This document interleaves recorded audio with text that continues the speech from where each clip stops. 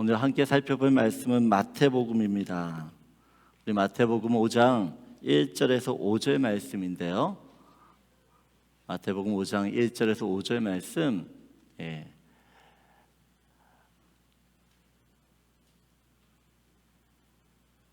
마태복음 5장 1절에서 5절 말씀 준비됐나요? 네. 그래서 오늘은 애통해야 온유합니다. 온유해집니다라는 제목으로 같이 말씀을 나누는데요. 우리 마태복음 5장 1절에서 5절 저와 여러분 한 절씩 교독합니다. 제가 먼저 읽습니다. 예수께서 무리를 보시고 산에 올라가 앉으시니 제자들이 나아온지라. 심령이 가난한 자는 복이 있나니 천국이 그들의 것이며. 우리 5절 같이 읽겠습니다. 온유한 자는 복이 있나니 그들이 땅을 기업으로 받을 것이며. 아멘. 산상수훈은 예수를 믿겠다고 따르던 제자들이 처음 들었던 말씀입니다. 여러분, 만일 예수님께서 오늘날 크리스찬들에게 처음으로 설교를 하신다 그러면 어떤 말씀을 전하실까요? 오늘날 예수님을 믿고 따르겠다고 하는 그 사람들에게 예수님이 어떤 처음 말씀하실까요? 산상수훈 말씀입니다. 산상수훈 똑같아요. 왜 이 말씀이냐? 이것이 예수를 믿는 성도들에게 있어서는 스탠다드, 기준이 되기 때문에 그렇습니다. 산상수훈을 통해서 성도는 어떤 사람이고 또한 어떻게 살아야 되는지를 말씀을 이야기한다는 것이에요. 산상수훈의 처음 시작은 팔복으로 시작됩니다. 여러분, 예수를 믿으면 복을 받게 되는 줄 믿습니다. 아멘이십니까? 여러분, 예수를 믿으면 복을 받아요. 주님이 우리에게 주시는 복이 있어요. 그런데 이 주님이 주시고자 하는 이 복을요, 세상적인 복으로 생각하면 우리는 예수를 믿으면서요, 수많은 갈등과 또한 고민과 또한 어려움과 시험을 겪게 될 것입니다. 왜냐하면 주님이 주시고자 하는 복은 세상이 추구하고 세상이 말하는 복과는 완전히 차원이 다르기 때문에 그래요. 차원이. 여러분, 팔복 중 첫 번째 복이 심령이 가난한 자는 복이 있나니 천국이 저희 것이며 라고 이야기합니다. 심령이 가난하다라고 하는 이 의미는 거지가 한 달 동안 아무것도 먹지 못해 굶주려 있는 상태입니다. 여러분, 일주일만 굶어도요, 음식 앞에 겸손해져요. 일주일만 굶어도요, 맛있는 음식, 맛없는 음식이 없어요. 다 맛있지. 여러분, 진짜 배가 고프면 자존심, 체면, 부끄러움, 낯가림, 여러분 이런 거 생각할 틈이 없습니다. 거지가 사람 눈치 보는 거 보셨어요? 거지한테 자존심 있는 거 보셨어요? 거지가 이 음식 맛없어요, 점심 줘요 라고 따지는 거 보셨어요?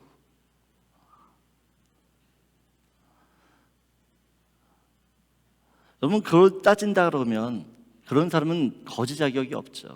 내가 지금 당장 굶어 죽게 생겼는데 어떻게 그런 걸 따지고 어떻게 그런 걸 신경 써요?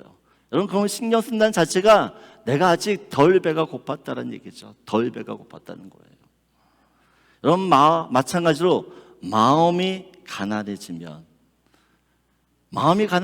여러분, 하나님 앞에서 자존심, 체면, 이런 고집 이런 거 부르지 않아요. 사람들을 의식하고 사람들을 눈치 보고,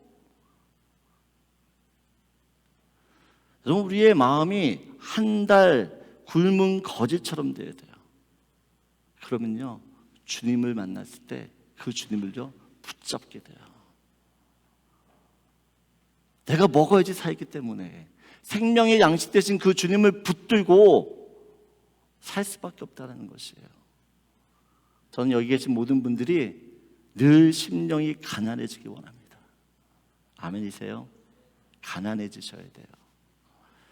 오늘은 두 번째, 세 번째 복을 좀 두 가지 복만 좀 살펴보려고 해요. 오늘 4절을 보게 되어지면 우리 함께 읽겠습니다. 애통하는 자는 복이 있나니 그들이 위로를 받을 것이며. 오늘 본문에서 애통하는 자가 복이 있다 그러는데 이 애통이 무슨 뜻인가 하면 이런 겁니다. 내 안에 절대로 있으면 안 되는데, 그래서 이것을 내 안에 절대 있으면 안 되는 것들을 이것을 어떻게든지 없애려고 하는데 없어지지 않는 거예요. 이거 왜 없어지지 않지? 이거 있으면 안 되는데 하는 것이 애통이에요. 예를 들어 이런 겁니다. 우리 몸에 암세포가 있다고 생각해 보세요. 여러분, 우리 몸에 암세포가 있으면 돼요, 안 돼요? 여러분, 우리 몸에 암세포가 있으면 돼요, 안 돼요? 안 돼요. 있으면 안 돼요.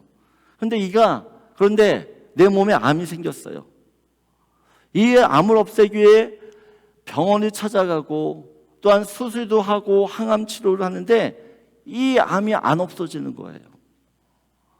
암을 없애기 위해 진짜 사방팔방 돌아다니면서 어떻게든지 이 암을 없애기 위해서 열심을 내는데, 노력하는데 없어지지 않고 계속 남아있는 거예요. 그럼 어떻게 해요? 이 암이 없어지지 않는 것 때문에 너무 어떻게 해요? 마음이 괴로운 거예요. 아픈 거예요. 이게 애통이라는 것입니다. 암이 없어야 사는데, 죽지 않는데 이 암 때문에 죽게 되었으니 애통한다는 것입니다. 애통. 그럼 마찬가지로 우리 영혼에 절대로 있으면 안 되는 것이 있어요. 뭐가 있으면 안 됩니까? 뭐가 있으면 안 돼요? 죄예요, 죄.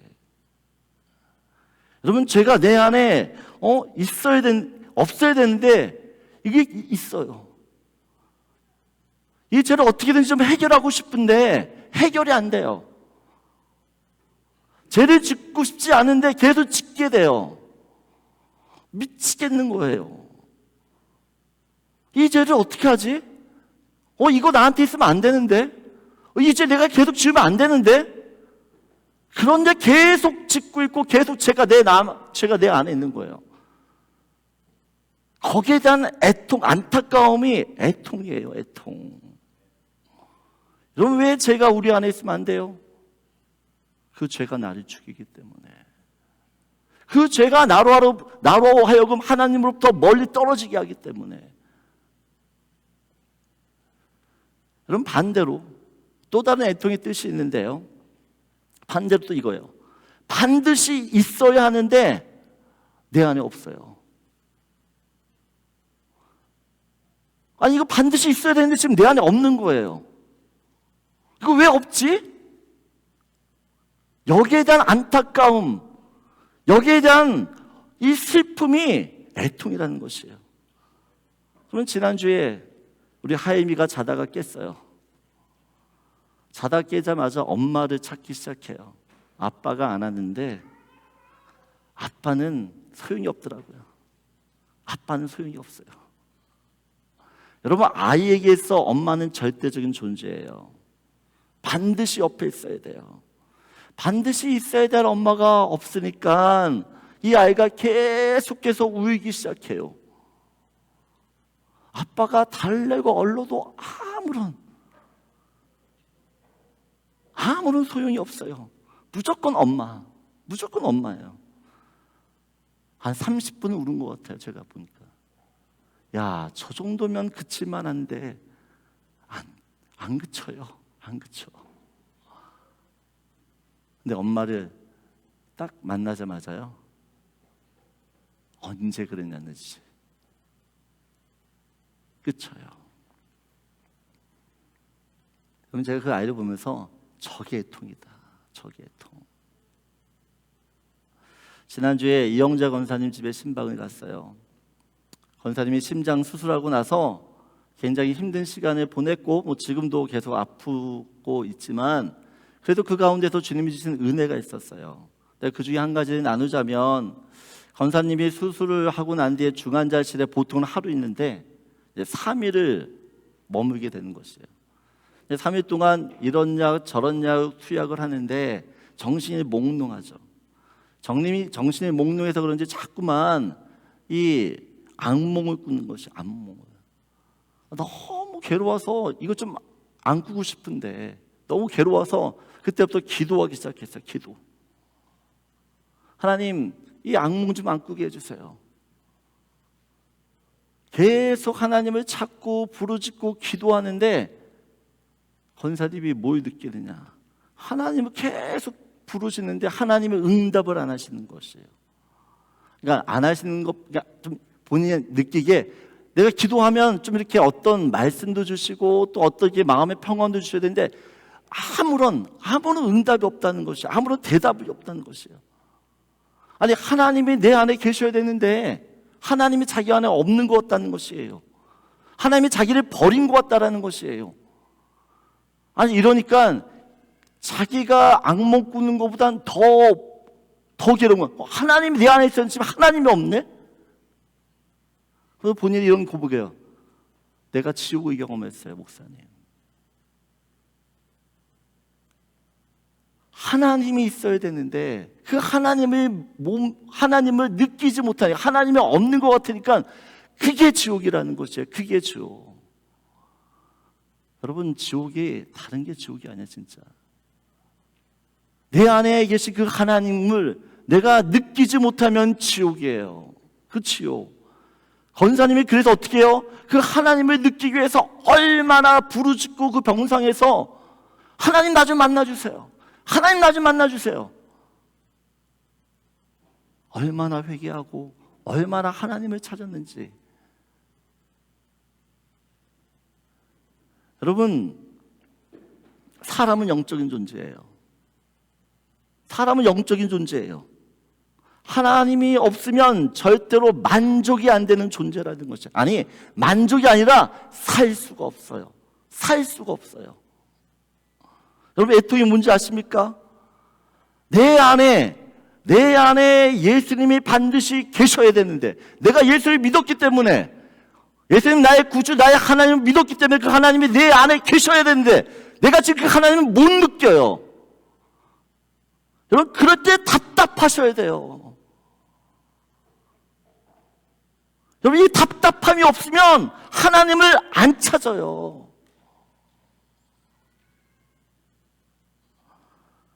여러분, 모든 사람에게 예수님을 처음 만났을 때 기쁨이 있어요. 구원의 기쁨, 그 구원의 감격. 주님과의 그 첫사랑이 있어요. 첫사랑. 여러분, 그때는요, 예수만 생각하면 너무 좋아요. 날아갈 것 같아요. 그래서 누가 뭐라 그러지 않아도 새벽 예배, 수요 예배, 금요 기도회, 성경 공부 쌤 모임, 은혜가 있는 곳이라면 어떻게 해요? 가는 거예요. 가는 거, 거기를. 근데 시간이 지나면서 예수님 나를 구원하셨어 라고 하는데 감동이 없어요. 예수님 내 죄를 용서해 주셨대.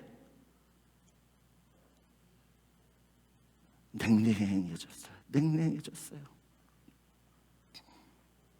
여러분, 그럴 때 이건 아닌데, 내가 다시 한번 그 옛날 주님과 만났을 때 그 첫사랑, 그때로 돌아가야지. 근데 그때 돌아가고 싶은데 안 되는 거예요. 여러분, 그럴 때 답답하셔야 돼요. 애통이 하셔야 돼요. 여러분, 시편 51편을 보면 다윗이 범죄한 후에 썼던 시예요. 다윗이 이 시를 쓰면서 얼마나 애통해하는지 몰라요. 여러분, 9절 1절부터 보면 다 죄란 단어가 빠지지 않아요. 여러분, 시편 51편 볼까요? 1절 보세요. 하반절에 내 죄악을 지워주소서. 2절 보세요. 나의 죄를 깨끗이 제하소서라고 이야기해요. 그리고 또 3절 보면 내 죄가 내 앞에 있대요. 7절 보여주세요. 나의 죄를 씻어주소서라고 이야기합니다. 9절 보세요. 내 모든 죄악을 지워주소서라고. 여러분, 다시요 하나님 앞에서 자기 죄를, 이 죄 있으면 안 되는데 이 죄가 계속 자기 가운데 있는 것 같은 것이에요. 이 죄 때문에 미치겠는 거예요. 하나님, 이 죄 좀 어떻게 해달라는 겁니다. 하나님, 이 죄 좀 어떻게 좀 내 안에서 좀 해결해 달라는 것이에요. 계속 그 죄 때문에 너무 괴로우니까 애통해 하면서 하나님, 내 죄 좀, 내 죄 좀, 내 안에 있는 죄 좀 어떻게 해주세요. 여러분, 이게 애통이에요.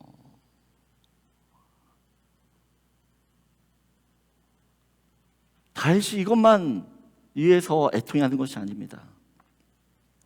오늘 보게 되어지면 11절을 보세요. 10절부터 보여주세요. 10절 우리 함께 같이 읽겠습니다. 하나님이여, 내 속에 정한 마음을 창조하시고 내 안에 정직한 영을 새롭게 하소서. 나를 주 앞에서 쫓아내지 마시며 주의 성령을 내게서 거두지 마소서. 주의 구원의 즐거움을 내게 회복시켜 주시고 자원하는 심령을 주사 나를 붙드소서라고 이야기해요. 다시 지금 뭘 위해서 애통이 하는지, 죄 때문에 애통이 하면서요, 내 안에 하나님이 계셔야 되는데,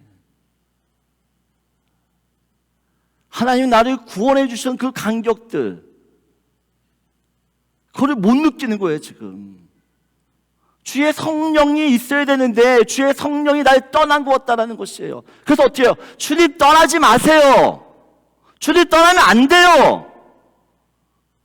주님 가시면 안 돼요 하는 것이에요.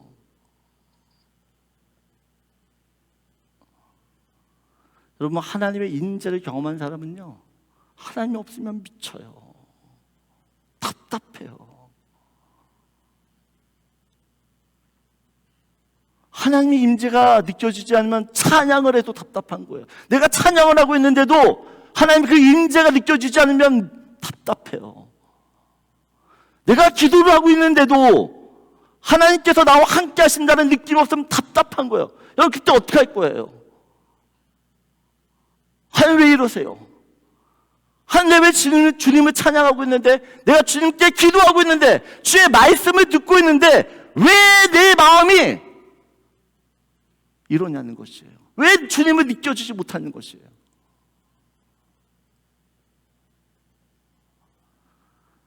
여러분, 다윗이 시편 52편을 쓰면서 하나님 앞에 기도할 때 어떻게 기도했을까요? 건성건성 기도했을까요?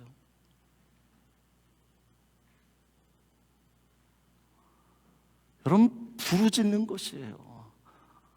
주님, 나 좀 만나달라고. 주님, 나 좀 만나달라고. 부르짖고 또 부르짖는 거예요. 여러분, 그게 애통입니다. 그게 애통이에요. 여러분, 다윗만 죄를 짓는 게 아니잖아요. 우리도 죄를 지어요. 여러분, 하나님 앞에서 큰 죄, 작은 죄가 없습니다. 살인죄나 거짓말하는 죄나 똑같은, 하나님 앞에서 똑같은 죄예요.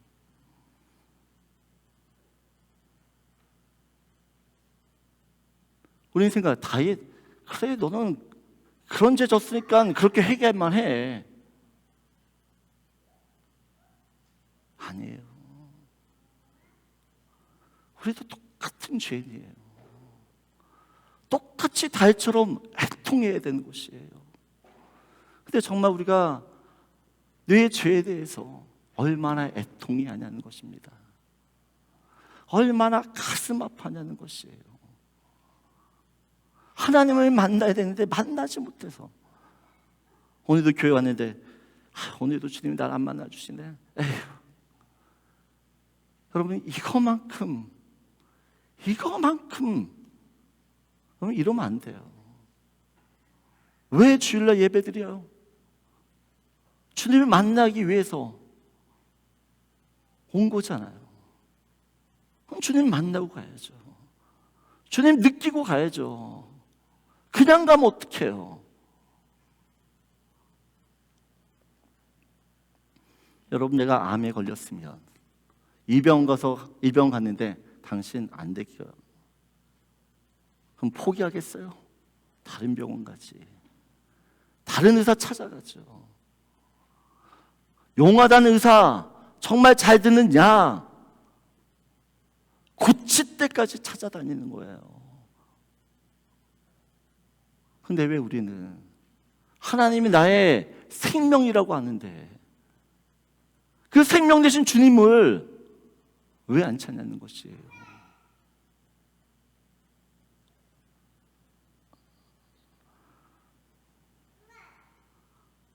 저는 여기 계신 모든 분들이 저도 마찬가지입니다. 죄를 지을 때마다 이 죄가 나한테 있으면 안 되는데 내가 왜 똑같은 죄를 짓지? 이 죄 지으면 안 되는데 하나님 이제 어떻게 좀 안 짓게 해주세요 하고 하나님께 울 수 있는 것이 애통이에요. 오늘 우리 안에 이런 애통이 있기를 원합니다. 작은 죄에도 애통이 하고 그 작은 죄가 사실은 내가 하나님을 느끼지 못하게 하는 모습일 수 있어요. 그렇기 때문에 오늘도 내가 하나님을 만나기 위해서 하나님, 내가 주님을 만나야 되는데 주님과 나를 가로막고 있는 게 뭡니까?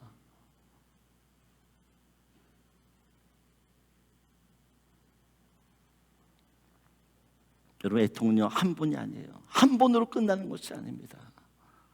우린 매일 죄짓기 때문에 매일 애통해야 되는 것이고 하나님과 매일같이 살아야 되기 때문에 그 하나님의 존재를 느끼지 못하면 매일 애통해야 되는 것이에요. 오늘 첫 번째 여러분과 나누고 싶은 말씀이에요. 우리 같이 읽겠습니다. 날마다 애통함으로 죄를 끊어 성령의 사람이 되십시오.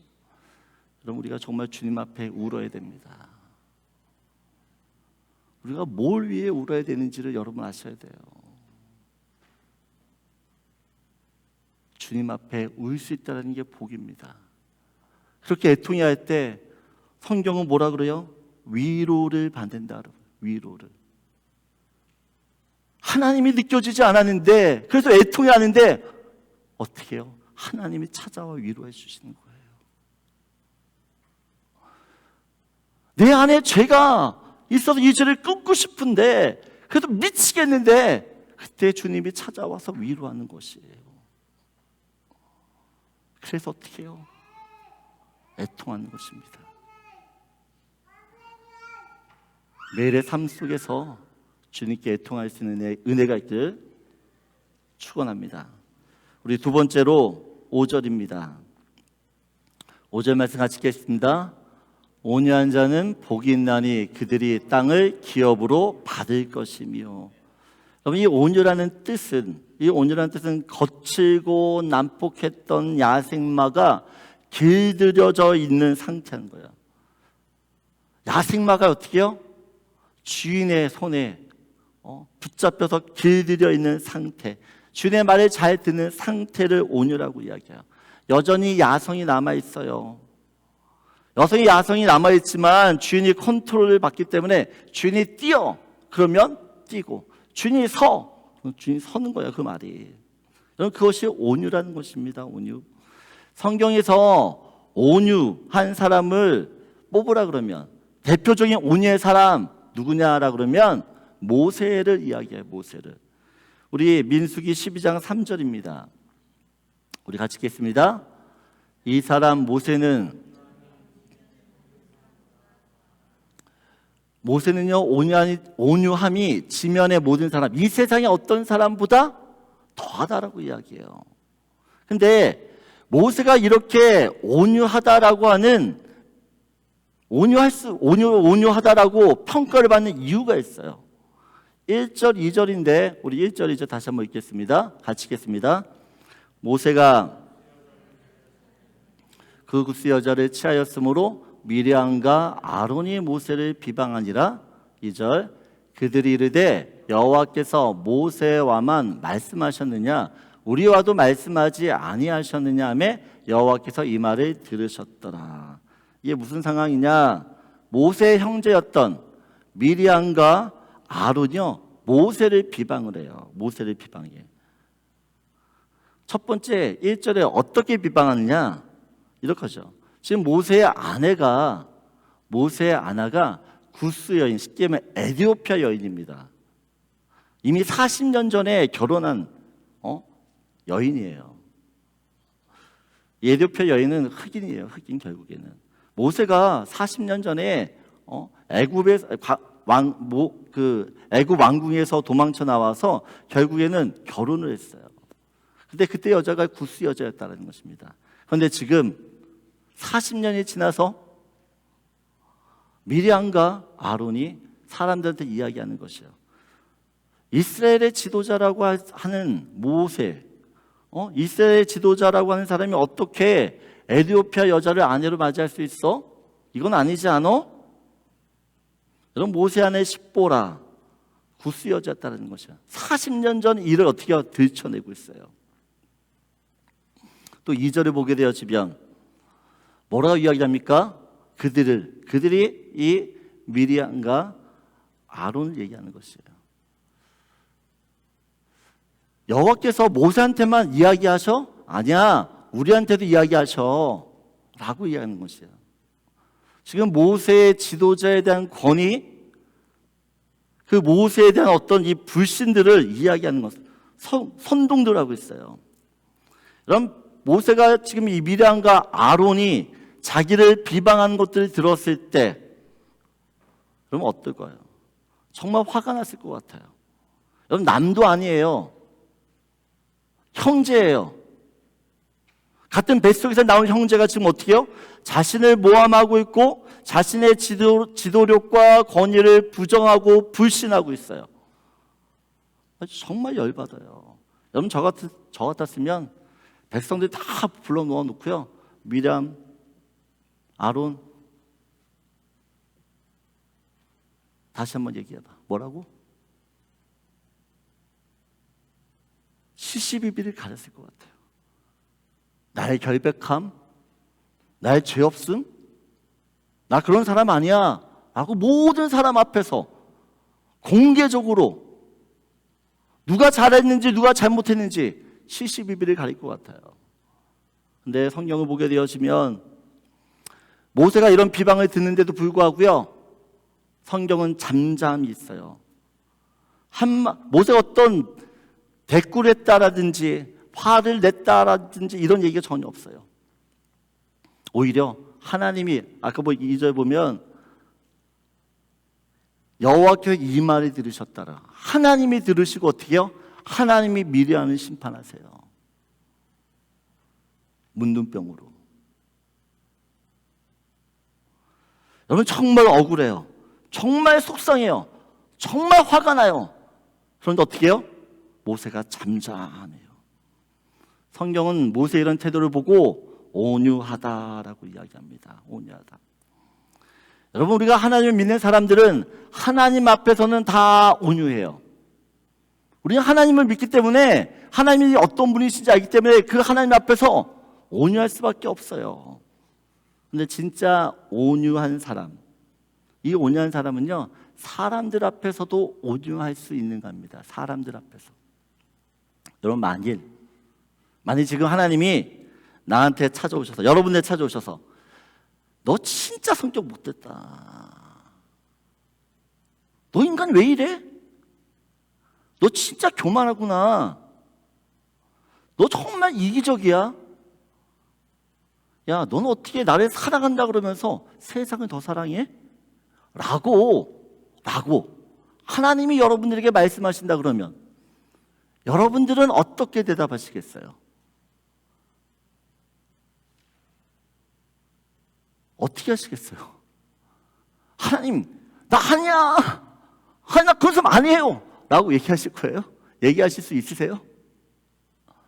하나님이 그렇게 말씀하시면 우리는요, 맞아요 하나님, 제가 진짜 교만해요. 제가 진짜 성격 못됐어요. 내가 진짜 이기적이에요. 내가 하나님을 사랑한다고 얘기하면서도 세상을 더 사랑해요. 하나님, 내가 이래요. 이렇게 대답하지 않겠어요? 아니세요? 여러분 그렇게 아니세요? 근데 여러분, 만일 어떤 집사님이요 저한테 찾아와가지고 제 앞에서 목사님 교만하세요. 목사님 진짜 이기적이시네요. 목사님 어떻게 이렇게 위선적일 수 있어요? 아니, 목사님이 성도를 사랑해야지. 누구는 사랑하고 누구는 뒷사랑하고 그럼 돼요? 여러분, 이렇게 이야기를 한다 그러면 제가 어떻게 할까요? 여러분, 제가 어떻게 하실 것 같아요? 네? 어떻게 했다고? 온이요? 아니에요. 그런 말은 아니에요. 화낼 거야, 저는. 네가 뭔데 나한테 그 얘기를 하니? 여러분, 나한테 그렇게 이야기하는 사람이 나보다 어리고 나보다 신앙이 별로 좋지 않다고 생각하거나 나보다 못했다라고 하는 사람이 그런 이야기를 내가 하면 여러분 열받아요. 지가 뭔데? 여러분, 알아요. 나도 내가 죄인인 거 알아요. 근데 누가 나한테 와가지고 당신 죄인이야, 그렇게 살지 마 라고 이야기하면 열받아요. 알면서도 열받는다라는 것이에요. 당신 죄인이야 그때 그럴 때 맞아요, 제가 죄인이죠. 제가 그런 인간이에요. 저 좀 잘 봐주세요. 그럴 수 있냐는 것이에요. 근데 성경은 그럴 때 네, 내가 죄인이요 하는 것이 온유라고 이야기해요. 여러분, 이런 이야기 들으면 진짜 미치겠죠. 하나님, 나보고 어떻게 하라고 이런 말씀을 자꾸 하세요. 난 진짜 온유하기 싫은데.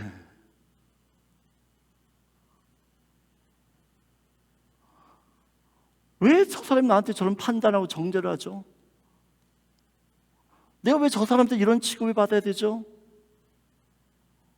정말 싫어요, 주님, 저. 이게 솔직한 우리의 심정이잖아요. 근데 주님은 어떻게 해요? 그런 상황 속에서도 인정하라는 것이에요. 인정하라는 거예요. 하나님 앞에서 죄인인 사람은 사람 앞에서 죄인인 거예요. 왜 사람 앞에서는 온유한 척, 하나님 앞에서는 온유한데 왜 사람 앞에서는 온유하지 못하냐는 것이에요. 이게 위선이에요. 이게 가식이에요.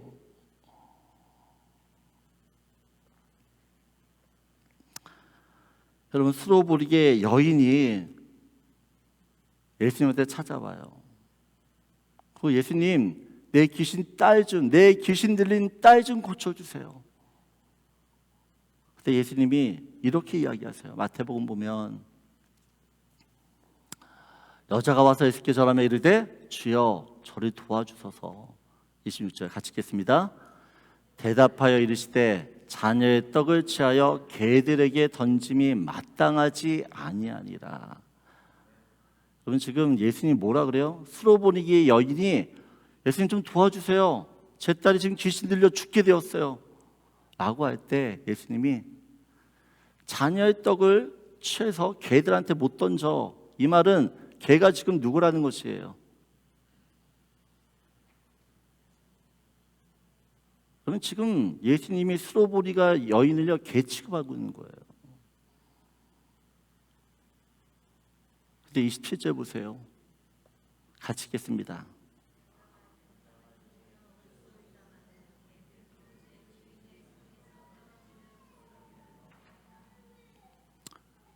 이 여인은 뭐라 그럽니까? 주님, 맞아요. 내가 개라는 거예요. 그러면서 뭐라 그럽니까? 그런데 예수님, 개들도 주인의 상에서 떨어지는 그 부스러기 먹어요. 그러니 도와달라는 거예요.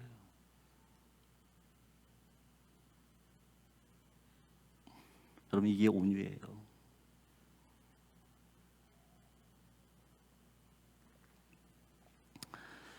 예수님께서 자신을 소개하실 때 이렇게 소개하셨어요. 나는 마음이 온유하고 겸손하니 내 멍에를 메고 내게 배우라라고. 내게 배우라. 저는 예수님이 공생의 사역을 하면서 참 많은 사람들을 만났죠. 근데 그 많은 사람들로부터 언제나 예수님은 심한 모멸감을 받으셨어요. 저 나사렛 촌놈, 창기와 세리와 같이 있으니까 저 창기 같은 사람, 저 세리같이 나쁜 놈. 여러분, 예수님께서 그런 이야기를 들을 때마다 성경에서 화를 냈다는 얘기가 없어요. 화를 냈다는 얘기가 없어요. 예수님이 십자가에 지실 때에도 사람들이 뭐라고 조롱합니까? 네가 하나님이야? 그럼 내려와. 그 십자가에 내려와. 십자가에서 내려와 너를 구원해. 그럼 내가 너를 하나님을 믿을게. 여러분, 그때도 예수님이요 아무 말 하지 않아요. 그 이야기 듣고 너 기다려. 내가 어떤 하나님을 보여줄게. 이러지 않으셨다는 거예요. 왜요? 그 주님의 온유함이 우리의 죄악을 덮기 때문에 그래요. 우리를 용서하고 우리를 구원하기 때문에 그래요. 예수님께서 예수님을 따르던 제자들에게 주님이 말씀하셨어요. 온유한 사람이 되라고. 온유한 사람이 되라고. 근데 여러분, 이 온유가 쉽지 않은 것이에요. 어렵죠. 어렵기 때문에 우리가 이야기하지만 계속해서 성령님께서 우리를 보내주셨다. 예수님께서 그 성령님을 보내주셨다라는 것입니다. 여러분, 아까도 온유란 뜻이 야생마가 길들여진 상태라고 이야기했어요. 여러분, 예수는 어떤 사람이냐? 예수를 믿는 성도는 어떤 사람이냐? 예수께 길들여진 사람이에요. 아멘이십니까? 성령 충만이라는 뜻이 성령님의 다스림을 받는다라는 것이에요. 성령님의 통제 아래 있다라는 것입니다. 성령님께 길들여진 상태, 그게 성령 충만이에요. 그래서 성령 충만한 사람은 절대 자기 뜻대로 살지 않아요. 자기 마음대로 살지 않아요. 자기가 하고 싶다고, 안 하고 싶다고 결정권이 나한테 없어요. 주님한테 있는 거지. 내가 아무리 싫어도 주님이 가라면 가는 것이고, 주님이 내가 가고 싶어도 주님이 서라면 서는 것이에요. 그게 온유예요.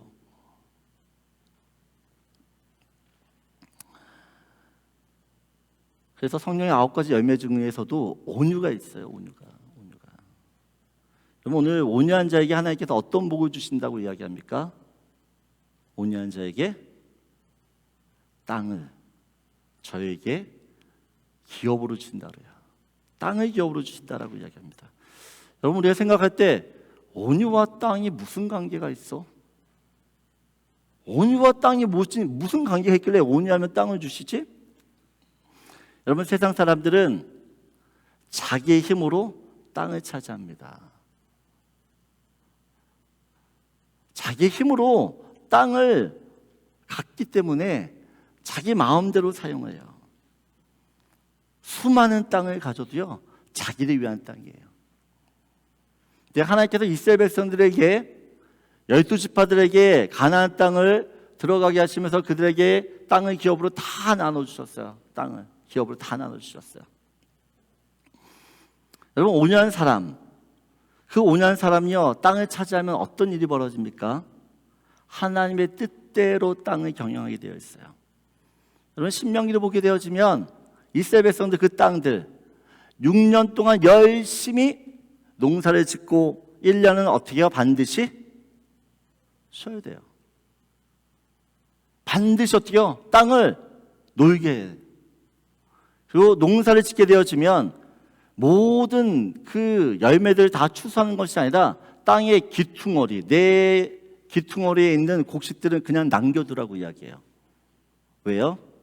고아와 가부와 나그네들이 먹을 수 있도록 내버려두라고 이야기해요. 여러분, 땅이 있는데 그냥 땅을 그냥 놀게 내버려 두는 사람이 어디 있어요? 세상 사람들 중에서. 굴려야죠. 땅 굴려야죠. 근데 하나님은 어떻게 해요? 그거 아니야 라고 이야기하는 것이에요. 여러분, 세상에 두 종류의 사람이 있어요. 어떤 사람이냐? 어떤 사람은요 5천 명을 먹이는 사람이 있어요. 어떤 사람은 진짜 5천 명을 먹이는 사람이 있어요. 근데 또 어떤 사람은요 5천 명 분을 자기 혼자 다 먹는 사람이 있어요. 여러분, 세상은 어떤 사람이에요? 세상은 5천 명 분의 것들을 다 먹는 사람, 내가 혼자, 나 혼자 먹는 사람이에요. 예수 믿는 사람 어떤 사람이에요? 5천 명을 먹인 사람이에요. 그러면 어떤 사람 되시겠습니까? 어떤 사람 되시겠어요? 5천 명분을 내가 다 가져서 이걸 다 먹을 수도 없어서 결국 다 버려요.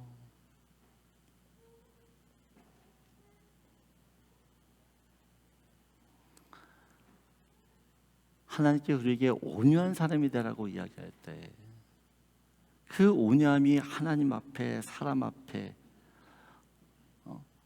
이루어질 때 세상이 달라져요. 세상이. 유진 피터슨 목사님이 메시지 성경에 5장 5절을 이렇게 이야기합니다. 우리 마지막으로 한번 같이 읽겠습니다. 더도 말고 덜도 말고 자신의 모습 그대로 만족하는 너희는 복이 있다. 그때 너희는 돈으로 살 수 없는 모든 것에 당당한 주인이 된다. 우리가 온유한 사람에게 하나님께서 주시는 은혜들이 있습니다. 온유할 때에만 하나님이 우리를 사용할 수 있어요. 네, 여러분, 부탁인데 사람들 앞에서도 하나님 앞에서도 동일한 모습을 갖기를 원해요. 우리가 억울한 일 당하면 화내죠.